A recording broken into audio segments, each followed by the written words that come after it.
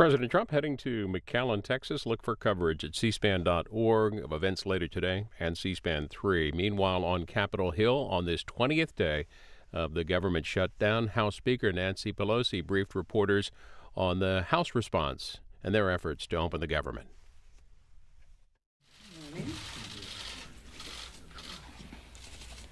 Good morning.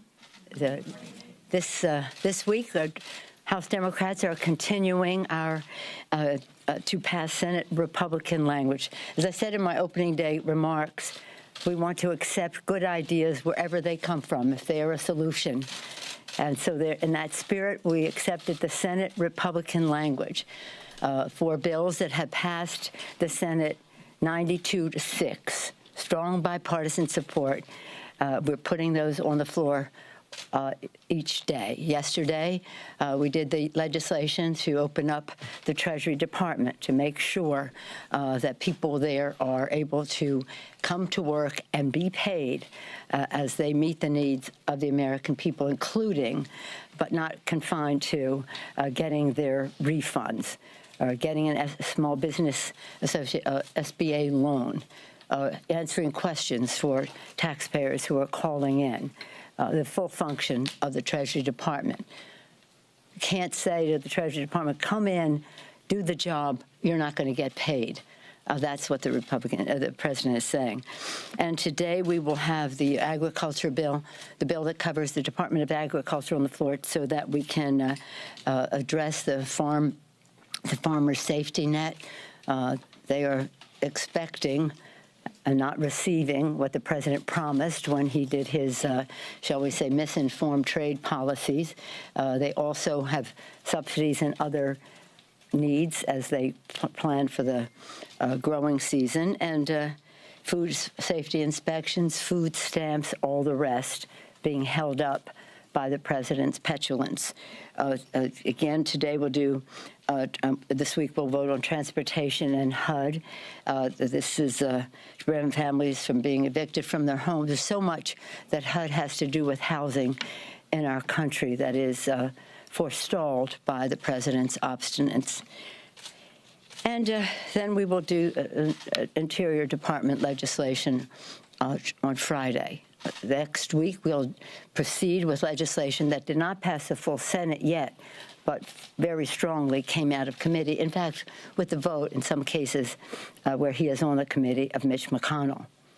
So we're just saying to them, take yes for an answer. This is what you have proposed. Why are you rejecting it at the expense of the health, safety, and well-being of the American people? Do you take an oath to the Constitution or an oath to Donald Trump? And these families, many of them veterans, are not able to meet their mortgage payment, their rent payment, their car payment, harming their own credit ratings.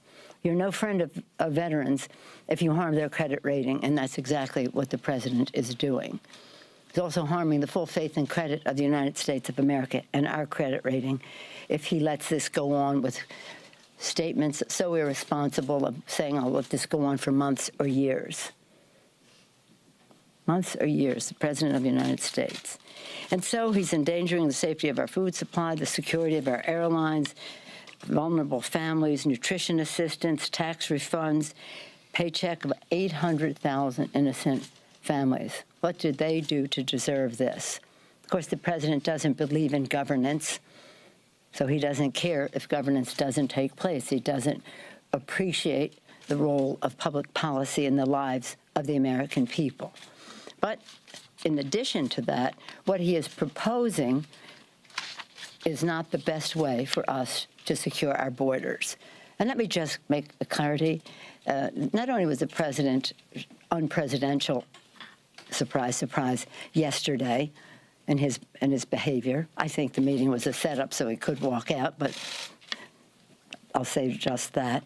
And as I said to him yesterday, these people cannot go to their fathers to cover their payments, their cost. Can you? Can any of you, if this happened to you? If you can, good luck. That's wonderful for you. But that doesn't speak for most families in our country. But the fact is that what the president is proposing is not the best way to protect our borders. And I want to correct the record. He has not told the truth when he said he asked me if in 30 days I would support border security, and I said no. He knows, the people in the room know, that that was not what happened. What he said in 30 days, will you support a wall? And I said no. He went out and said something completely different, because he knows we all support border security and that there's a better way to do it. He talks about drugs coming into the country. 90% of the drugs come in through the ports of entry. So what we are proposing is to build the infrastructure of the ports of entry, strengthen that, the ports of entry, spend the money. It's hundreds of millions of dollars, but accessible to have the scanning technology to scan cars coming through for drugs, contraband of any kind, weapons even. Repair the roads, facilitate immigration and trade in those regions. The positive, shall we say, almost technological wall that can be built is what we should be doing. I don't even know if the president wants the wall. I think he just wants to debate on the wall, and he's having some difficulty with it because now would you think a person has confidence in the strength of his own arguments with those he's debating with or with the American people? If you have confidence in your own position, why would you say, I have to shut down government so that people will heed what I am saying? It's a bad thing. Yesterday, we also had legislation on the floor to stop the Republican assault on the Affordable Care Act. 192 Republicans voted to undermine the pre-existing condition benefit to lifetime limits, the ban on lifetime limits. They voted to stop the expansion of Medicaid. They voted to impede the health insurance affordability tax credits, and, of course, the benefit of kids up to 26 years old being on their families' policies and other things.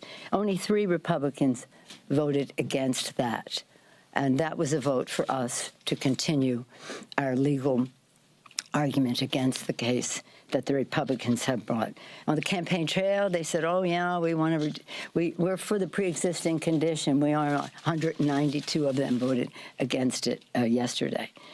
So in any case, just to go recap in terms of the soap opera that the president's petulance and obstinance is creating, we all support border security. We take an oath to protect and defend the American people and to defend the Constitution as we do so. And that's what this debate is about. There's a better way, a more effective way to protect, to secure our borders, and that is what the debate should be about. And if you believe in your arguments and you're convinced that you're right and you think you can persuade others, you don't have to shut down government to strengthen your hand. Any questions? Madam Leader, Madam Leader, is there any world in which you would support, a world in which Democrats would support a broader deal in the context of reopening government? Would you support DACA as part of this reopening, for example? Well, we haven't had that discussion. What we're talking about now is just the president's insistence on a wall. We need to have comprehensive immigration reform. The Democrats and Republicans know that, and that is about dreamers and their families and the rest. We have said that we're going to protect the dreamers. That is very popular in the country. We can do that very quickly. It has Republican support in the Congress and certainly in the country. But comprehensive immigration reform is what this debate should be about. And quite frankly, when the president talks about this being a national security issue, no, it really isn't. It's about a policy that is discriminatory as to where people are coming into this country. So, yeah, no, absolutely, we always have stood ready to discuss comprehensive immigration reform, and, of course, the Dreamers in the Are you meantime. willing to have those conversations before the government's reopened? Are you willing to have those conversations now? We have been having conversations. We don't want to be a backdrop for the president to stomp the table and get up and walk out. I think he thought we were going to stay there when he left. He got up, we got up. So that we've been having these conversations. Our staff all weekend, Saturday, Sunday, have been engaged in these conversations. The president just keeps upping the ante. In fact, I said to him, you're moving the goalposts so many times, they're out of the stadium. Have you offered several $1 billion for other border security measures if you're not willing to do a wall? And what has the White House reaction been to that? Well, don't think of this as normal. Don't think of this as normal because I say the goalpost keeps getting moved. But what we did give the president, the White House, is exactly what the Homeland Security Department asked for in the budget. But they've moved the goalposts. This morning... Now, Democrats are calling this a manufactured crisis as far as the border is concerned. Now, would you essentially say the same thing, say, Corporal Ronald Singh's family, or do those families who I'm sorry, what are you saying there? Would you say that this is a manufactured crisis? But what's the next one? To a Corporal Ronald Singh's family who ended up losing him to a illegal immigrant who ended up shooting him over in your state. Would you say this to families who had lost relatives to heroin overdoses because obviously the drug 90% of the time came from Mexico? What would you say to families like that? Well, what I would say to families like that is what I say to the president regularly. These are tragic situations. There's a tragic situation at the border. 2 little children died in the custody of the Border Patrol. But the plural of anecdote is not data. And as painful and horrible, one death is more than we should be able to bear, whether it's the corporal or whether it's the children. But the fact is we have to have public policy that secures our border. And what the president is proposing will not eliminate those possibilities. Madam Speaker, are you planning to file a... The president this morning suggested that he may declare a national emergency. Yeah. To you, is this a possible way out of this standoff with the president? Or how would the House react? How would you react if you were to go this route? Well, if and when the president does that, you'll find out how we will react. But I'm not going to that place now. But I think the president will have problems on his own side of the aisle for exploiting the situation in a way that enhances his power. But not to go there. Let's see what he does. Right now, there is a path. Open up government. Let's have this discussion on where we can agree on the best ways to protect our borders, to secure our borders, to do so in a way that honors our values. And the president's going to the border. Now he's saying maybe the trip isn't necessary. He goes and comes. But let me just close by saying this. Clearly, there's a disparity of shared values here. In terms of respecting the dignity and worth of everyone, being concerned about every death that happens because we live in an imperfect world, and that's very sad. But it is not a justification for having more children die in custody or be separated from their families. We're not even going into that discussion, taking babies out of the arms of their parents. As the mother of 5 and grandmother of 9, I find that appalling. They find it normal. We talk about what he might do tomorrow, or is it today? Maybe does this at the border. I think he's going to have to answer to his own party on usurping that much power. But again, I'm not going down a path until we see what it is he's willing to do.